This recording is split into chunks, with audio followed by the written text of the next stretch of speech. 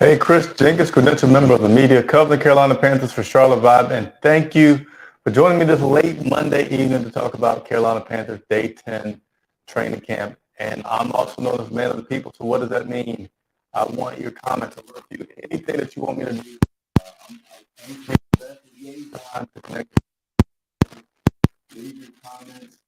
Let me know what you want to know, and I'll do my best to go and get that for you. Hopefully, everybody's starting to enjoy the new interviews that are being posted. We had Cade Mays that's up already. Be sure to check that out. Coach Steve Wilkes that went up earlier today. And then we had linebacker Brandon Smith that I did today that'll probably be up tomorrow. So the way I'm able to get these interviews and players and coaches is with your support. So please do me a favor. Hit that like button. Help me expand. Help other Carolina Panther fans find out about your boy, as well as subscribe to the channel. And last but not least, hit that bell notification button, because that helps you know when I go live so that you can join me live and ask your questions. So how's everybody doing tonight? Normally, the format is, which will be tonight, I'll go over my observations from training camp today. Then I'll also share with you some of the player and or coaches interviews after practice, and then take your questions. So I see some comments coming in. Please continue to leave your comments, and then at the end of the session video, I'll go ahead and answer your questions. So I feel like breaking the format just a little bit tonight because I see some cool people here as always. Ali Broderick, what's going on? Chris Johnson, what's going on? More Worship, what's going on? Hamtastic, what's going on? My oldest son, he finally has joined the broadcast. What's up, Chandler? Appreciate you watching. Audio is static, says KPM. Please up your volume. All right. Let's see what's going on with the volume.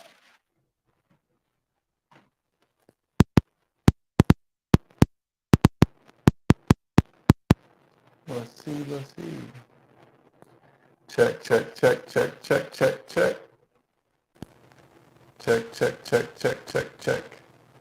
How is the volume right now? Is the volume any better? The volume better. Let me know about the volume. It's a little delay from when I'm talking to when you guys. All right, one person said that made it worse. All right, let me try something else. Hold on a second.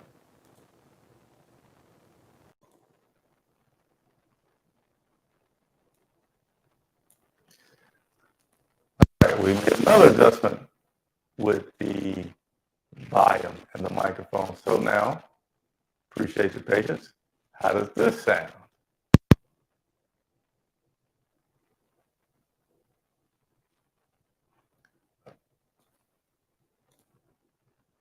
I think I might have fixed the problem. Did I fix it then? How about now? I fixed the problem. I think I might have fixed the problem. Live video. This is what you get to live video. Horrible, says one person. Still correct. All right, so we are going to switch our microphones for a second. I'm going to have to hold the mic. All right, so hold on.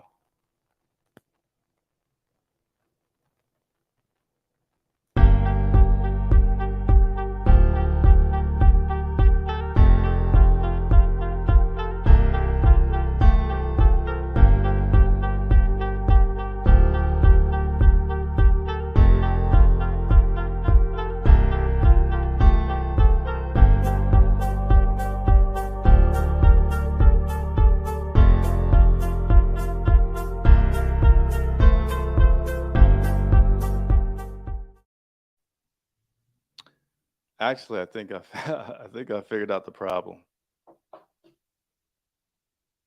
So let me hear from you guys first if I truly fix this problem. And then if you're telling me that I have fixed it, then I know what I did wrong. Sorry. Let's see. Perfect. That's better. All right, so here's what I did.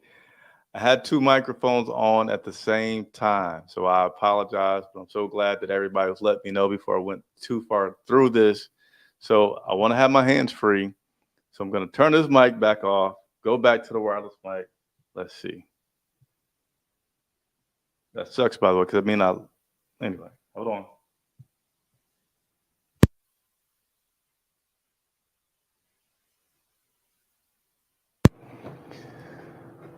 Okay. Do I still have good volume? Let me know, because I just switched back to this wireless mic right here so I can have my hands free and I can talk about some things. Do I still have good volume now? Let me know. Let me know. Let me know. One person says I still have good volume. Let me get one more person.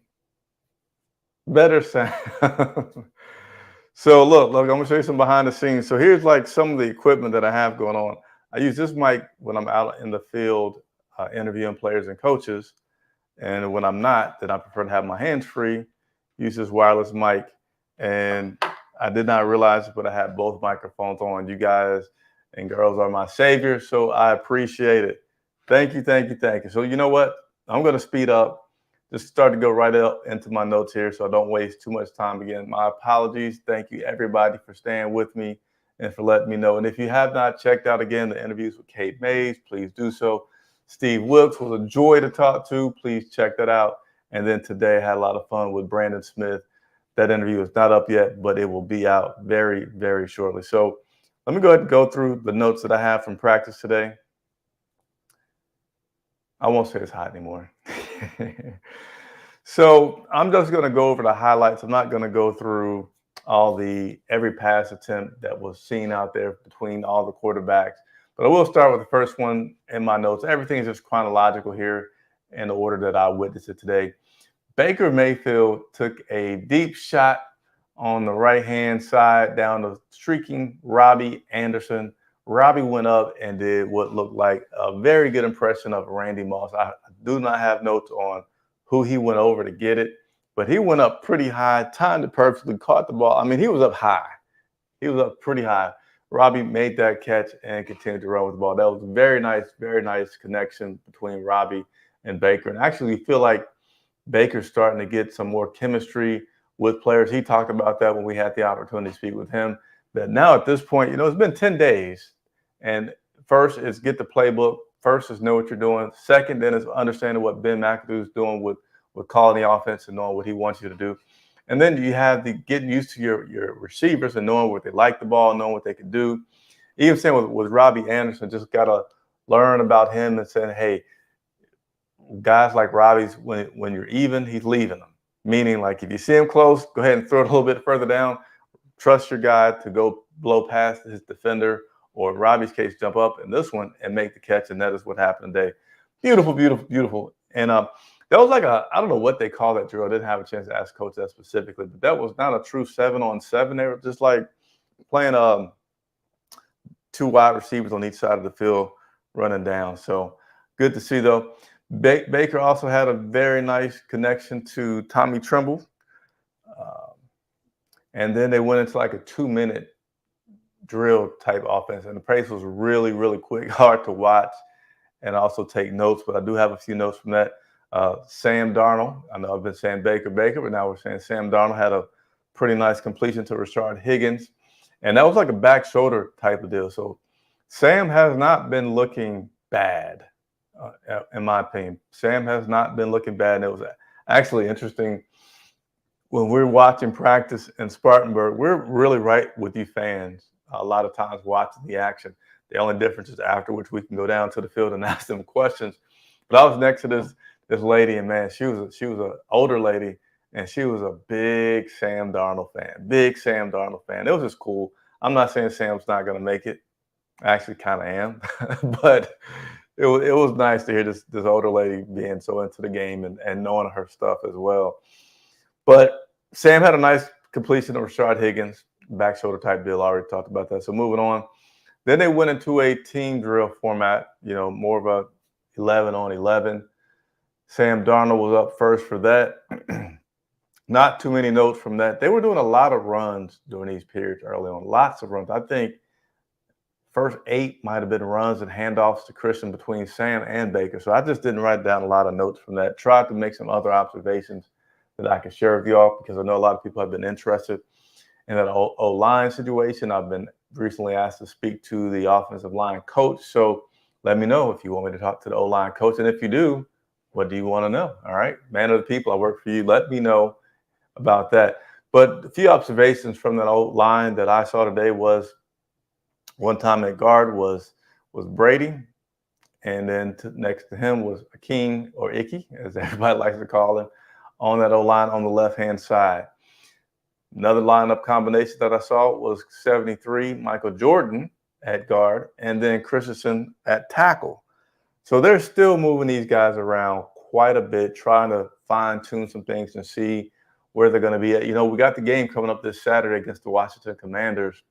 Coach would not reveal what the plan is yet. He says he wants these guys to focus on the now, focus on today. But Wednesday after the practice, which has been moved up, so news alert, breaking news, I didn't get this banner ready or graphic ready. Breaking news, the last practice in Spartanburg has been moved up to 9 o'clock, not the normal 10:30. It's been moved up to 9 a.m. So if you plan on going down to Spartanburg this Wednesday to catch them before they come back to Charlotte, because you can't catch them while they're practicing in Charlotte, only for Fan Fest. Last chance is 9 o'clock on Wednesday. So those were some of the lineup combinations that we saw on the O-lines, particularly on that left side where we're wondering where will Brady Christensen be, what will Icky do.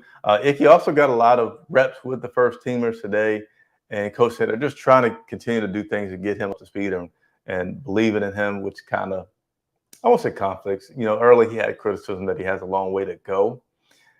I said that I felt like Coach was maybe doing some coaches talk to get on Icky, because now the data say that you're wanting to get him up to speed and you're giving him reps with the ones to do that. It says to me that you believe in this guy, right? Another note, so at one point they have 3 fields total out there in Spartanburg, but normally they're just practicing on 2 fields, one closer to the hill that everybody watches from and the other one further away. They were doing some drills on the further away field for the 1s and 2s. Baker and Sam were going through those. And then on the near field, they had PJ and Matt Corral. Now, I didn't watch that closely as far as that near field with the 3rd and 3 and 4s going. But I can tell you this, they had a lot of loose balls. So, you know, be prepared if you're watching the game this Saturday and Sam or Baker's not out there, that things may not look too good, too polished. And also about this Saturday, who's going to play? Will Sam and Baker play? He said he doesn't know, but if one plays, the other's going to play. So keep that in mind, all right? Yetur Gross-Matos was out there taking reps because Marquise Haynes is out. So he was out there taking lots of reps opposite of Brian Burns. It's hard for me to say what I saw. Honestly, I didn't see too much out of Yetur today. I didn't have a chance to watch it, but maybe 3 times. Seems to me like he's more so thinking than just playing and reacting out there today. So hopefully that continues to develop from him. This time that Marquise is out would be some good development time for him to become more fluent in the game. And then let's go back to some more plays that I saw. By the way, if you're leaving your comments, continue to do so. I'm going to get to them right after these last few observations that I have from practice. So there was a play where DJ Moore was in the backfield. So we've seen a double reverse. And now we've also seen DJ Moore line up in the backfield. I also was watching a play closely, watching my man Icky Woods, man. Ikem Ekwonu at tackle. And he had to go up against Brian Burns. And he did pretty good. He actually pushed Brian Burns down to the ground. But I think Brian Burns may have slipped a little bit. But you can definitely tell that Icky is a strong, strong man. Do I have any more? Sam Darnold had a pretty nice pass to DJ. It was like a post pattern that he caught him in the middle of the field, zipped it right on in there. DJ caught the ball and also ran it in for he didn't run it in for a touchdown, but it was just a very nice pass with some good zip by Sam the DJ. And then, as you saw from the title, Shi Smith continues to have a good practice. The one play that I'm going to point out from Shi was he was coming across the field. Don't know who the quarterback was, but he was targeted, caught the ball, and he had a lot of speed and momentum going out of bounds. But he tightrope, brought it back in, prevented himself from going out of bounds, and sped down the sidelines. So good catch, good balance, good everything by Shi Smith on that play. So, one thing I didn't do was organize my videos. All right, let me see if I can try to get this right. So just talking about Shi Smith, and hopefully I'm going to play the right clip in which Coach Rhule talks about what he's seen out of Shi Smith so far. If I play the wrong one, I'm going to quickly go to the right one. Let's see. Here we go. Yeah. That's not it. Shi has really good ball skills. Shi can do multiple things for us. Shi's got to stay healthy and stay on the field. That's his biggest issue has been, a groin here, hamstring there, all those things. But if Shi can stay healthy, he has a chance to compete to make the roster and be active on game day and make plays. So it's just him having the same process and plan that the McCaffreys and DJs and Robbies and those guys have to stay healthy. Coach Rhule says, Shi, just be healthy. Just be healthy, and you're going to make this roster, and you're going to have a chance to suit up. So I think that's pretty good news for Shi. Hopefully he can continue to take care of his body. And I also got a story that I'm thinking about doing on Shi. Got to figure out how I want to do it, et cetera, et cetera. Why am I telling you this? Because I want to do the story. I really want to do the story. But, yeah, kudos to Shi Smith for improving and being in an opportunity to get some reps on this squad. Let's see. What is this next clip that I have for Coach Matt Rhule? So, as you would expect, everybody already thought about this, and now we're getting further into it, and it's like, hey, would the Carolina Panthers trade Sam Darnold if they know that Baker's going to be their guy? It sure would be a chance to get some more assets. In my opinion, that's not going to happen through just randomly. I really don't feel like we're suddenly going to say, hey, breaking news, Sam Darnold goes to such and such team, and there's no injuries. I feel like Sam Darnold being moved is strictly going to be based on a team having a big need, and then they reach out to Sam Darnold. But right now, with everybody being healthy, there's no big injuries. Then, I think New Orleans had something with Jameis Winston today. To me, that's I don't know. I feel like it's too early. But nevertheless, when it's talked about, what do we have to do? We have to go and get the answers for our fans. So here's Coach Rhule on the Sam Darnold possible trade situation. Yeah, that was obviously mentioned to me. I haven't had any of those conversations. So, we're in the middle of a quarterback battle. I assume along with quarterback battles, things like that are going to be said, but there's nothing that's been said to me by Scott or anybody that we're in that. And then one more, which was I had the chance to ask Coach. Again, you don't have my notes to see, but particularly it seemed like it was a very, very heavy run-oriented practice today. It was, I would say, in their first series when they went on team drills, and it was, about 16 plays ran. Again, off the top of my head, I feel like 12 of them were just handoffs. So ask Coach Matt Rhule about what was the plan today with practice. Yeah. Today we had today was focused really on everything. We had a 2-minute period. We had a trade, a 2-field run period that the defense tackled live to the ground. So it's our first live exposure, so we can see where our tackling is.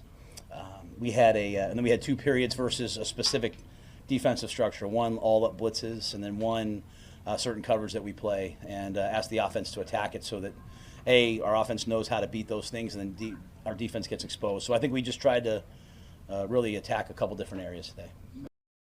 So we really just tried to attack a couple of different areas. I had to rush and ask that question. I had a little follow-up. We wanted some clarity on that, but I had to go to my interview with Brandon Smith. So there you have it. My observations, day 10, training camp in Wofford. So let's go ahead and go through these questions. We've got about 10 minutes here that I want to spend with some Q&A.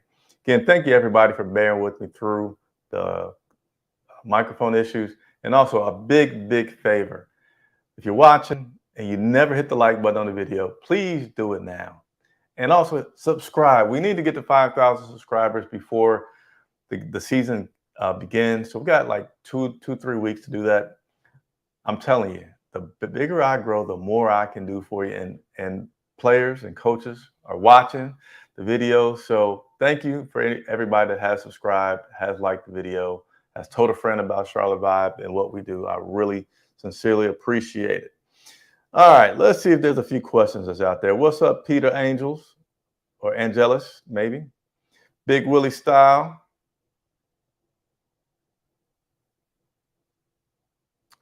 Let's see, going through some of these notes. Somebody's not liking Sam Darnold. That's all right. Robbie's gonna shake and bake for real. Yeah, Robbie. Robbie. Hopefully, Robbie has a bounce back season that we all want him to have. What's going on, Rodney? Appreciate you tuning in. Trill, what's going on? Brandon Pope, good to see you online. Great to see you in person the other day as well down in hot Spartanburg. And there's your comment. It's great to see you the other day. Yeah, you and your growing daughter, man. She is tall, man. It's so awesome doing what I do, having relationships with my supporters is what I like to call you guys, and seeing some of your family grow up. As you know, you've seen my family grow up. It's really cool, and I appreciate it. My son was a favorite underrated player that is coming up. So I haven't thought too much into that yet. I would say that CJ Saunders continues to have some splashes, and then Shi Smith continues to have some splashes. Those are two guys that I've been seeing on the offense. And then CJ Henderson, I haven't seen him a lot, but I say you want to watch out for CJ Henderson because he certainly has the talent, capabilities. Just want to see how he continues to respond at this new environment here in Charlotte. Do I have any one-on-ones lined up for this year yet? So, yeah, Brandon, we've had a lot of one-on-ones. Well, not a lot of, but we've had Steve Wilkes, Coach Steve Wilkes. We've had Cade Mays, and then we've had Brandon Smith. So those are two of our 2022 draft picks. I do have plans for two more of those draft picks to come. I can't say when yet because it's just a lot of moving pieces to that, but that's going to be coming. That's going to be coming. Will we be seeing Lauren soon? So Lauren is no longer with Charlotte Vibe. She did her 1-year contract, so to say, and she has moved on in her career. But certainly, if there's an opportunity that she can come back on, I will bring her back on. But we will have a new co-host this year that I have not completed the process on hiring yet.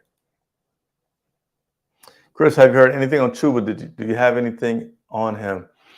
So Christian spoke of Chuba improving, and for me, Chuba's been a solid running back. The thing that I want to see from Chuba is him catch the ball more consistently. And right now, I feel like I'm seeing more of Freeman? Yeah, I'm sorry, Foreman. I'm seeing more of Dante Foreman than I'm seeing of Chuba. So I don't know what's going to happen right now with Chuba, but I do want him to improve on his hands. Sizzle Guy, respect what you do and how you do it for the fans. Thank you so much, Sizzle. Thank you. And then Shawnee Johnson. Hopefully I'm saying your name correct. What's going on? Hey. Appreciate you. Looks like I got through all the questions. I'll give you guys one more moment to ask any further questions. But I appreciate it. Appreciate everybody tuning in. Anything on the situation? Well, let me put this up here on the screen. Anything on the situation with the edge rushers?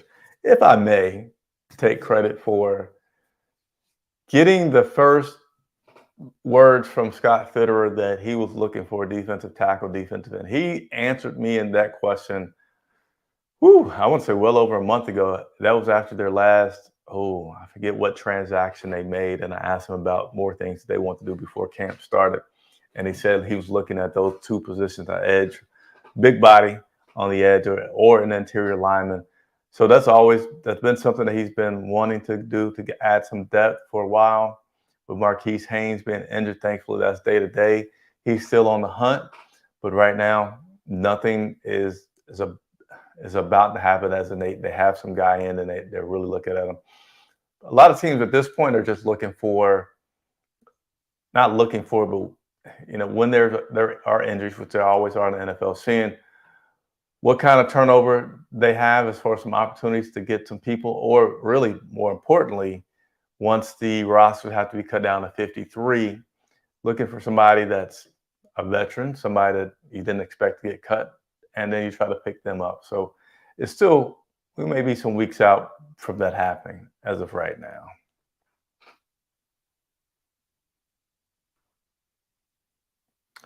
Let's see. You would like for Cam Newton to come back? Nothing wrong with having the wishes. I don't think it's going to happen, unfortunately, but nothing wrong with that. No questions, Shelly Long. That's all right. You came on. I appreciate you. What's going on? Did I stay cool? So what I have been doing now, because I have been burning up. I don't know how much of a tan I got down there, but I've been staying up under the tent. The first couple of days I'd be at the gate trying to walk around and see what I can see. And then I figured out that they really do a good job of keeping the players as conveniently far away as possible.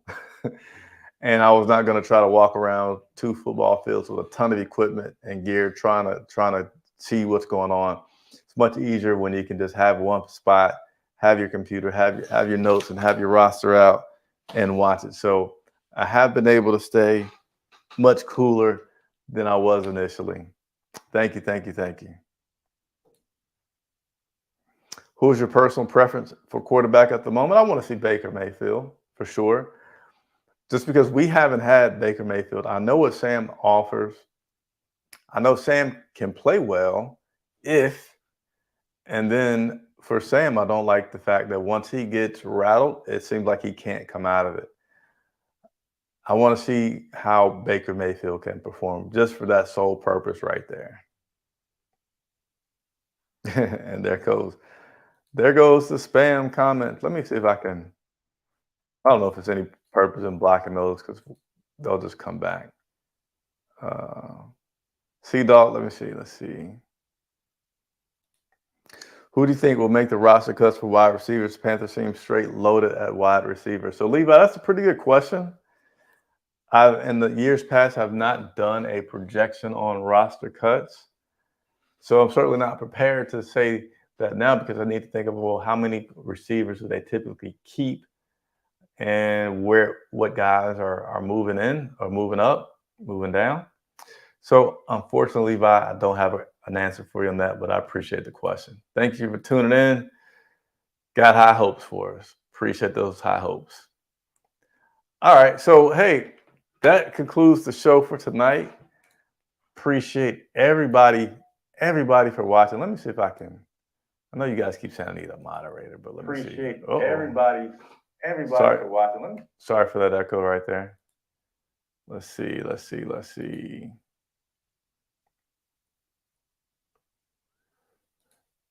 Dun, dun, dun. I don't know. Hopefully that worked. Before I get out of here, I got to give a huge shout out to the one and only Shizzle God. $19.99 donation. Hopefully you have a smartwatch to count those steps out there. So anytime I get donations, I extremely appreciate it. Charlotte Vibe we're not the only independent media, but we certainly like to think we're an independent media that does a great job of working for the fans. I would say confidently that there's no other independent media that goes to make themselves available to fans as much as I do to answer your questions. So we continue to rely on your support, your contributions. You don't have to do it. You can always just hit the like button. But if you are able to throw $1, it helps. So that's going to be it for now. Appreciate everybody. Make sure you look out for me tomorrow as we go to day 11 and 12, wrapping up in Spartanburg before they head back to Charlotte, and might see you guys at FanFest. So thanks again for watching. Chris Jenkins for